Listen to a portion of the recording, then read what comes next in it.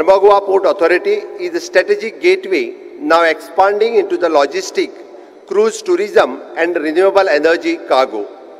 Goa Shipyard Limited leads to indigenous defense production, building vessels for a navy, coast guard and friendly nations.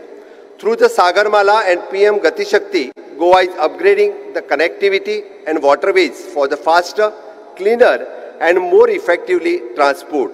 Goa Maritime Cluster is the first in India, empowers the local ship repairs, boat builders and creating the job and skills. Aligned with the PM Sri Narendra Modi ji's Atmanirbhar Bharat, Goa is driving the self-reliant, innovative and sustainable coast. Our focus is on transparent port-led industrial growth, eco-friendly coastal shippings and cruise tourism, infrastructure for the fisheries, logistic and renewable energy, skilling youth for the maritime job.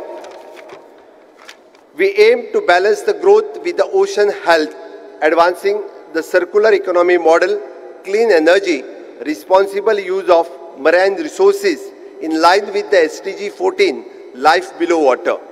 We express our deep gratitude for the Inland Waterways Authority of India for allocating the 200 crores of rupees towards the development of national waterways in Goa.